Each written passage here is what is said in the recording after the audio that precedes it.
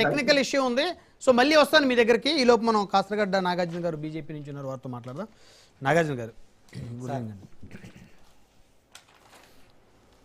స్థానిక సంస్థల కోసం సో వైసీపీ అంటే సింగిల్ పార్టీ కాబట్టి వారు అన్ని సీట్లు వారే పోటీ చేస్తారు. కూటమిలో మరి బీజేపీ, జనసేన, టీడీపీ.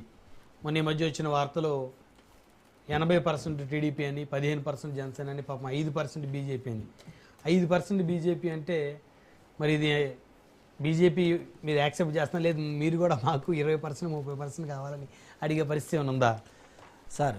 ఎవరు ఎంత పర్సంటేజ్, బీజేపీ ఎంత పర్సంటేజ్, జనసేన ఎంత పర్సంటేజ్, టీడీపీ ఎంత పర్సంటేజ్ అని మేము కూర్చొని ఫర్ ఎగ్జాంపుల్ మా మాధవ్ అన్న రేపు ప్రెస్ మీట్ పెట్టి మాకు 30% సీట్లు వస్తాయి అన్నా కానీ, లేదంటే జనసేన పార్టీ తరఫున నాకు 50% అంటున్నా కానీ, టీడీపీ వాళ్ళు 100% అని ఎవరి మాటలు వాళ్ళే. కానీ ఇక్కడ ప్రాబ్లం ఏం జరుగుతుందంటే ఎవరి తరఫున వాళ్ళకి కమిటీ వేసుకున్నాను. ఈరోజు మీరు కూడా చెప్పారు, ఒక విశ్లేషణ చెప్పారు.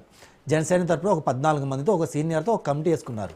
అలాగే మా మాధవన్న కూడా నియోజకవర్గం స్థాయి నుంచి, మండల స్థాయి నుంచి జిల్లా స్థాయిగా ఆ కమిటీలు వేసిన తర్వాత రాష్ట్ర స్థాయిలో ఒక కమిటీ వేస్తున్నారు. అలాగే తెలుగుదేశం పార్టీ కూడా వాళ్ళకి ఆల్రెడీ క్యాడర్ ఉంది, వాళ్ళ ప్రెసిడెంట్ ఉన్నారు కదా, రాష్ట్ర ప్రెసిడెంట్ ఉన్నాడు కదా, ఆయన ఒక కమిటీ వేసుకున్నారు.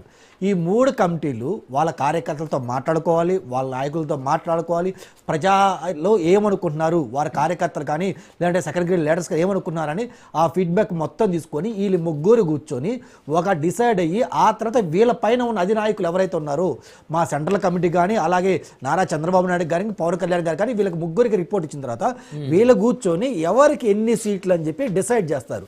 అంతేగాని మీడియాలో ఇంకా డిసైడ్ అవ్వలేదా? ఇంకా డిసైడ్ కాలేదు సార్. మరి ఈ వార్తలు ఏది పుకారు సార్. ఇప్పుడు ఎవరేమనుకున్నా అది అఫీషియల్ కాదు కదా. ఈవెందో ఎమ్మెల్యే సీట్లు కూడా అఫీషియల్గా చెప్పాయని నారా చంద్రబాబు నాయుడు గారు కానీ, పవన్ కళ్యాణ్ గారు కానీ, మా ఢిల్లీ అధిష్టానం కానీ కూర్చున్న తర్వాత ఒక్కసారిగా బయట పెట్టినాం. ఆ తర్వాత వచ్చిన రూమర్స్ మొత్తం ఏంది, అసలు కలుస్తుందో తెలియదు, భారతీయ జనతా పార్టీ కలుస్తుందో లేదో తెలియదు, జనసేన పొత్తులో ఉంటుందో అప్పటిదాకా తెలియదు కదా. ఈవెందో పవన్ కళ్యాణ్ గారు ఆ రోజు జైల్లో నుంచి వచ్చిన తర్వాత పొత్తు ఉంటుందని చెప్పి డిక్లేర్ చేశారు. అప్పటిదాకా డిక్లేర్ చేయాల.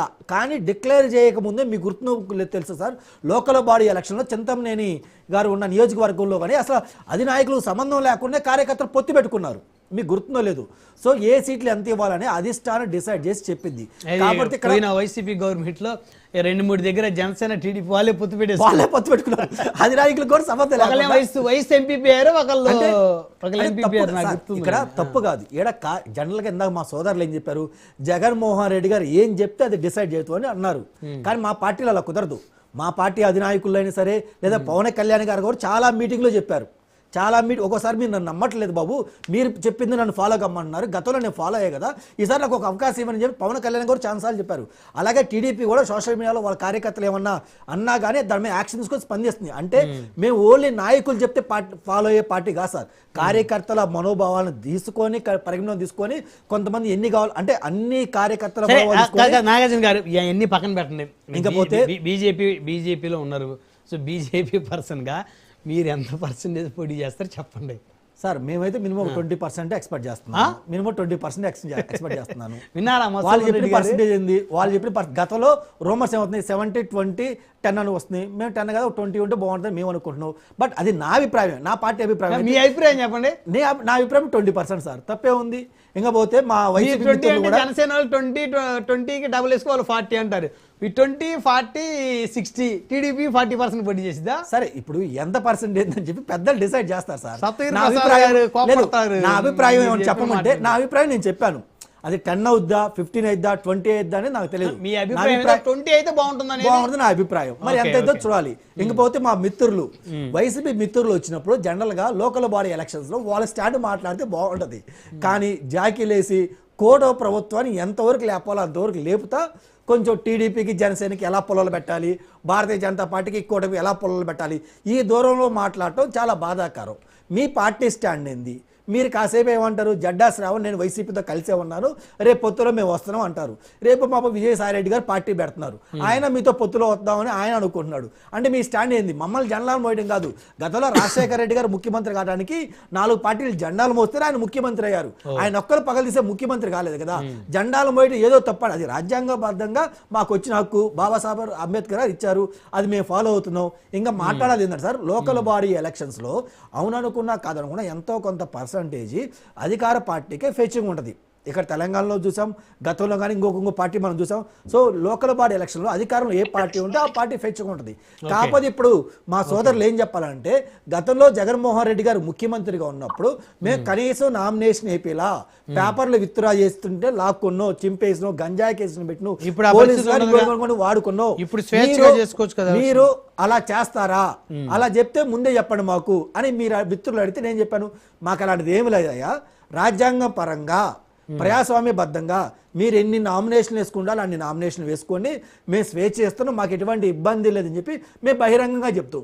మీరు చెప్పినట్టు మేము చేసాం అనుకో, మీరు గతంలో చేసినట్టు మేము చేసాం అనుకో, ప్రజలు మనల్ని యాక్సెప్ట్ చేయరు. మీరు చేసినట్టు మేము చేయం కాబట్టే ప్రజలు మమ్మల్ని యాక్సెప్ట్ చేశారు. కాబట్టి జగన్మోహన్ రెడ్డి గారు ఏంది, ప్రజల్లోకి వెళ్ళినప్పుడు ఏం చెప్పుకోవాలి హామీలు, నాకు ఏపీపీఎస్సీకి డిఎస్సీకి డిఫరెన్స్ తెలియదు, అందుకు నాకు ఓటేయండి, సీడ్ యాక్సెస్ రోడ్డుకి 5 సంవత్సరాలు ముఖ్యమంత్రిగా చేసి నాకు ఏం తెలియదు, నాకు ఓటేయండి, లేదంటే కూటమి ప్రభుత్వం తీసుకొచ్చి కంపెనీలు మొత్తం నేను ఎల్లగొడతాను, అందుకు నాకు ఓటేయండి అని ఏ మేనిఫెస్టోతో మీరు ఓట్లు అడగడానికి వెళ్తే అది చెప్పండి, అది గురించి మాట్లాడాలి. ఇంకా చెబితే జగన్మోహన్ రెడ్డి గారు బయటకు వస్తుంటే మేము భయపడుతున్నాం, మేము ఎందుకు భయపడుతున్నాం, ఎవరన్నా చచ్చిపోతారేమో అని, లా అండ్ ఆర్డర్ సమస్య అవుతుందని, ఇంకా వీళ్ళు ఎంత వీరంగా దృష్టిస్తారని, మందు మాఫియాను కానీ లేదా గంజాయి మాఫియాను కానీ ఎంతమందిని తీసుకొచ్చి ఎన్ని రకాలుగా విన్యాసాలు చేస్తారని దాంట్లో భయం తప్పించి, వీళ్ళు ఏదో వస్తారు గెలుస్తారు, వాళ్ళు వచ్చినా ఇబ్బంది లేదు, వాళ్ళు రావాలి సార్. వాళ్ళు వచ్చినప్పుడు ప్రజలు అడుగుతారు, ఏమని అడుగుతారు వైసీపీ మిత్రుల్ని, సార్ మీరు లెక్కర్ మాఫీ చేశారా, మరి ఏంటి సంగతి అని అడుగుతారు. మరి ఏం చెప్తారు దాని మీద సమాధానం, మరి మా మిత్రులు చెప్పాలి. ఈయన అంటారు జగన్మోహన్ రెడ్డి గారు, నేను 99% హామీలు నెరవేర్చానని ప్రతి దాంట్లో చెప్తాడు. అంటే ఆయన ఫస్ట్ క్లాస్ స్టూడెంట్, అంతవరకు చదివాడు అనుకుంటా, బహుశా జనాలు కూడా చెప్పాలి, అంతే చెప్తున్నారు. 99% చేశారు లేదని చెప్పి మేనిఫెస్టో మరి మా సోదరుల దగ్గర ఉందో లేదో ముందు పెట్టండి. కూటమి 2.5 సంవత్సరాలు ఏం చేస్తున్నా మేనిఫెస్టో నేను ముందు పెడతాను, మీ 5 సంవత్సరాల పాలన ఏం కాదు, మీరు 5 సంవత్సరాలు పరిపాలించా కానీ 5 సంవత్సరాలు మీరు ఎన్ని హామీలు నెరవేర్చారో మీ మేనిఫెస్టో గూగుల్లో కొట్టదు వచ్చింది, మా మేనిఫెస్టో గూగుల్లో కొడతాం వచ్చింది, మనం 2 పట్టుకొని ముందుకు వెళ్తాం. మా పొత్తులు ఎలా ఉండాలిందో మేము డిసైడ్ చేద్దాం.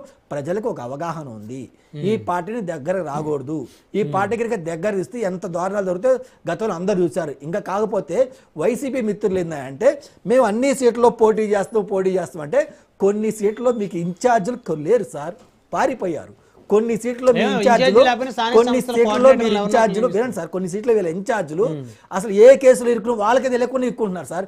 ఎగ్జాంపుల్ చెప్పమని చెప్తా, తమ్మినేని సీతారాం గారు పారిపోయారు సార్, బల్లా బ్రహ్మనాయుడు గారు అసలు ఆయన మీద ఏ కేసులు లేక హైదరాబాద్ లో ఉన్నారు సార్. ఇలా చెప్పుకుంటా పోతే కొన్ని పదుల సంఖ్యలో వాళ్ళ ఇన్ఛార్జీల పరిస్థితి ఎక్కడ ఉందో కూడా మనం చెప్పొచ్చు.